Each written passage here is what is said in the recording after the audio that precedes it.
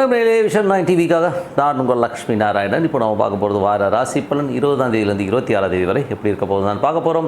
எப்போதும் சொல்கிறான் லக்னத்துக்கு பாருங்கள், ராசிக்கு பார்க்க லக்னத்துக்கு பார்க்குறது ரொம்ப ரொம்ப சிறப்பு. உதாரணத்துக்கு ஒரு மகர லக்னம் விருச்சிக ராசி, நான் விருச்சிக ராசிக்கான பலன்களை பார்க்குறத விட மகர ராசிக்கான பலன்களை பார்க்கும்போது ரொம்ப பர்ஃபெக்டாக இருக்கும்.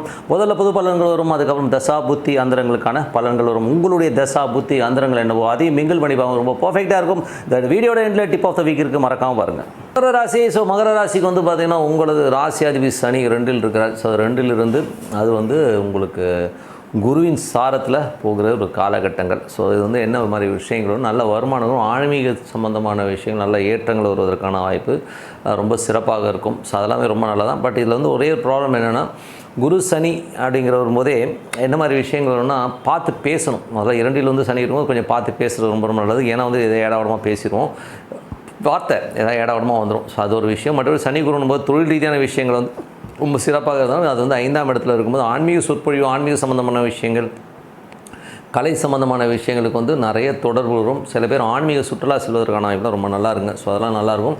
குலதெய்வ வழிபாடுகளும் ரொம்ப நல்லாயிருக்கும். ஸோ அதெல்லாமே ரொம்ப சிறப்பு. இதில் ஒரு பெரிய மைனஸ் என்னென்னா தொழில் ரீதியான விஷயங்கள் இருக்கும், ரொம்ப கொஞ்சம் பார்த்து நடந்துக்கணும். அதே நேரத்தில் வேலையில் இருக்கவங்க வந்து கொஞ்சம் கேர்ஃபுல்லாக இருக்கணும். ஏன்னா வேலையில் வந்து ஒரு சின்ன ஸ்ட்ரெஸ் வருவதற்கான வாய்ப்பு, கொஞ்சம் அலைச்சல் வருவதற்கான வாய்ப்பாக இருக்கணும், கொஞ்சம் பார்த்து நடந்துக்கணும். அதுக்கப்புறம் வந்து உங்களது 3ஆம் அதிபதியான குரு. ஸோ 3ஆம் அதிபதியான குரு வந்து 5ல் இருக்கும்போது உங்களுக்கு வந்து கொஞ்சம் குழந்தைகள் விஷயங்கள் வந்து கொஞ்சம் பார்த்துக்கணும். அது வந்து பார்த்திங்கன்னா குரு வந்து சூரியனோட சாரத்தில் போகும்போது கொஞ்சம் எமோஷன் ஸ்ட்ரெஸ் வரும், தேவையில்லாத ஒரு மன உளைச்சல் வருவதற்கான வாய்ப்புகளும் கொஞ்சம் கவனமாக இருக்கணும். இதனால் கொஞ்சம் வெளியூர் பிரயாணங்கள்லாம் போகும்போது கொஞ்சம் பார்த்து போகிறது, குழந்தைகள் விஷயங்களும் கொஞ்சம் பார்த்து போகிறதுங்கிறது ரொம்ப ரொம்ப நல்லதுங்க. அதுக்கப்புறம் பார்க்கும்போது உங்களது 4ஆம் அதிபதியான செவ்வாய், 4ஆம் அதிபதி செவ்வாய் இந்த 3ல் இருக்கும் சொத்துக்கள் சார்ந்த விஷயங்கள்லாம் வந்து கொஞ்சம் அலைச்சல் இருக்கலாம். தாயாருக்கும் உங்களுக்கும் சின்ன கருத்து பேதங்கள் வருவதற்கான வாய்ப்புகளும் கொஞ்சம் பார்த்து நடந்துக்கணும். மற்றபடி வந்து பார்த்திங்கன்னா புதிய ஒப்பந்தங்கள் வேலையில் கிடைக்கலாம். வேலையில் அடுத்த லெவல் போகிறதுக்கான ஒரு விஷயங்களுக்காக கொஞ்சம் போராடுவதற்கான வாய்ப்புலாம் நிறைய இருக்குது. ஸோ எல்லாமே நல்லா இருக்குது. ஸோ அது கொஞ்சம் பார்த்துருந்துங்க. மற்றபடி வந்து பார்த்திங்கன்னா உங்களது 5ஆம் அதிபதியான சுக்கிரன் 4ல் இருக்கும்போது குழந்தைகளுக்காக கொஞ்சம் செலவு பண்ணுறது, குழந்தைகள் விஷயங்களுக்காக நிறைய அலைச்சல்கள் இருப்பதற்கான வாய்ப்புலாம் கொஞ்சம் பார்த்து நடந்துக்கணும்.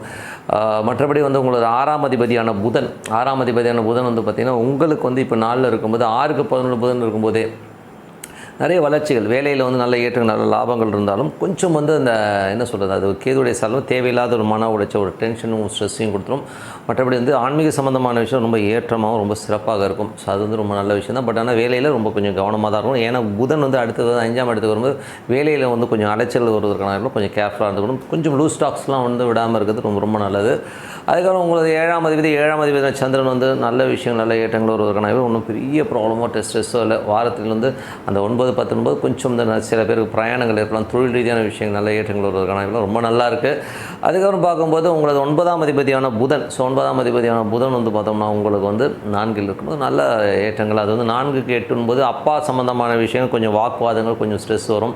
வெளிநாட்டில் இருக்கவங்க சின்ன மன உளைச்சல் வருவதற்கான கொஞ்சம் அது மாதிரி விஷயங்கள் மட்டும் கொஞ்சம் கவனமாக இருந்துக்கணும். 10ஆம் அதிபதியான சுக்கிரன் வந்து பார்த்திங்கன்னா உங்களுக்கு வந்து 5-10ஆம் அதிபதியாக இருந்து அவர் வந்து 4ல் இருக்கும்போது நல்ல ஏற்றங்கள் இருக்கும். பட் தொழில் ரீதியான விஷயம் நிறைய பிரயாணங்கள் மேற்கொள்வதற்கான வாய்ப்பு இருக்கணும், கொஞ்சம் பார்த்து நடந்துக்கணும். ஸோ அது மட்டும்தான்.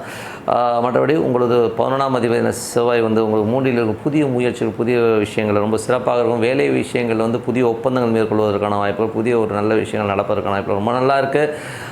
அதுக்கப்புறம் பார்க்கும்போது வீடு சொத்துக்கள் ஏதாவது விற்பனைகள் இருக்குன்னா அது விற்பனை ஒப்பந்தங்கள் ஆவதற்கான வாய்ப்புகள் ரொம்ப நல்லா இருக்குங்க. ஸோ அதெல்லாமே ரொம்ப நல்லா இருக்குது.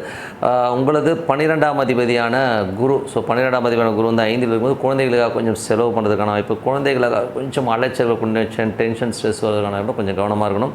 ஸோ இது வந்து ஒரு புது பலன்கள். ஸோ இதுக்கப்புறம் தசாபதி பலன்கள் எப்படி இருக்கணும் போது உங்களுக்கு வந்து மகர லக்னமாக இருந்த சூரிய தசாபதி அந்த சூரியன் 8ஆம் அதிபதியாக இருந்து அது வந்து இப்போ 5ல் இருக்கும்போது என்ன மாதிரி விஷயங்களை பண்ணும் அப்படின்போது 5ல் வந்து குருவும் சூரியனும் வந்து அவர் அஸ்தங்கமாக. ஸோ அதனால் வந்து கொஞ்சம் பிரயாணங்களில் வந்து ரொம்ப கவனமாக இருக்கணும். யார்கிட்ட பேசும்போது பார்த்து பேசுகிறது ரொம்ப ரொம்ப நல்லது.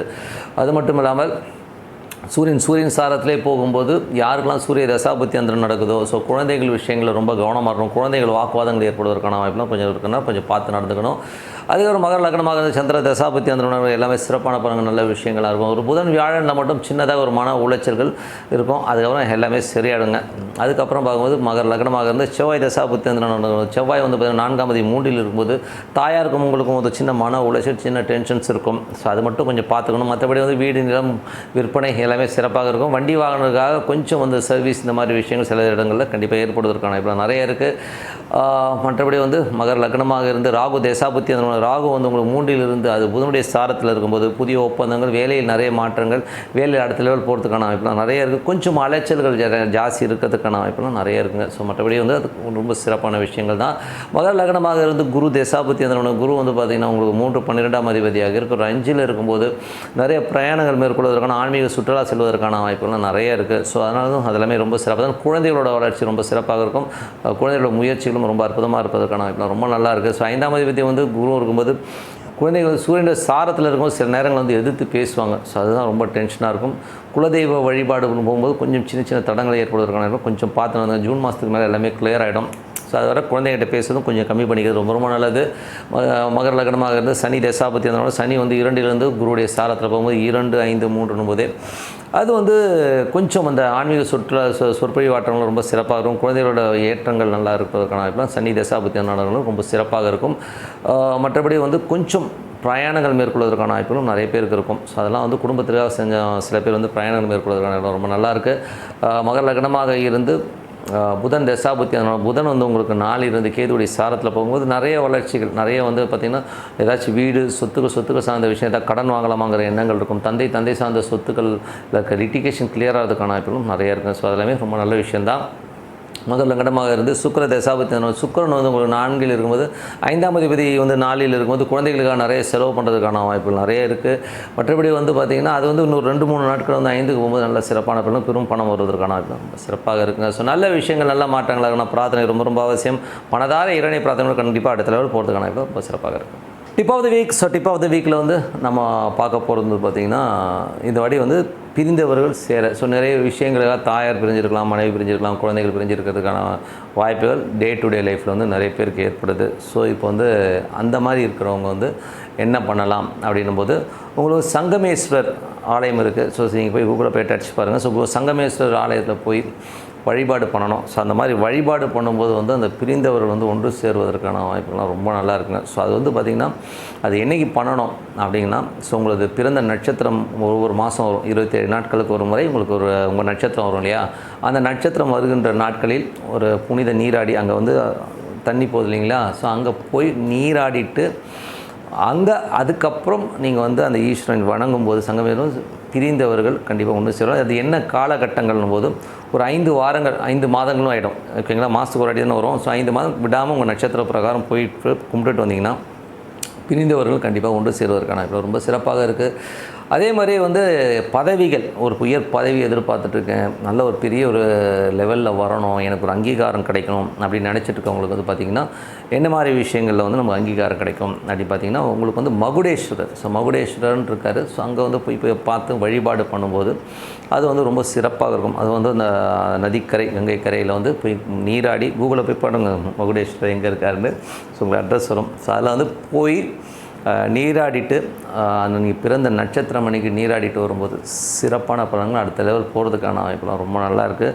ஸோ அதனால் வந்து இந்த வழிபாடு வந்து கண்டிப்பாக ஒரு 5 மாதங்கள், அதாவது மாதத்துக்கு ஒரு வாட்டி தான் நட்சத்திரம் வரும். ஸோ அந்த மாதிரி வந்து 5 மாதங்கள் அது கண்டினியூவாக உங்கள் நட்சத்திரம் வர அன்றைக்கி காலையில் போய் நல்லா உட்காந்து குளிச்சுட்டு நேராக போய் சாமி கொண்டு நீங்கள் ஊருக்கு ரிட்டர்ன் வந்துடலாம். ஒன்றும் பெரிய அங்கே தங்கணும்லாம் அவசியம் இல்லை. இந்த மாதிரி பண்ணிட்டு வரும்போது பெரிய பதவிகள், எனக்கு வந்து பெரிய வருமானம் வரணும், பெரிய ப்ரொமோஷன்ஸ் வரணும், பதவிகள் அங்கீகாரம் வரணுங்களுக்கு கண்டிப்பாக மகுடேஸ்வரர் பெரும் பதவிகளை கண்டிப்பாக கொடுத்துருவாருங்க. ஸோ நல்ல விஷயங்கள் நல்ல மாற்றங்களாக இருக்கணும். பிரார்த்தனை ரொம்ப அவசியம். மனதார இறைவனை பிரார்த்தனை பண்ணுங்க. அடுத்த லெவல் போகிறதுக்கான ரொம்ப சிறப்பாக இருக்குது. நன்றி, வணக்கம்.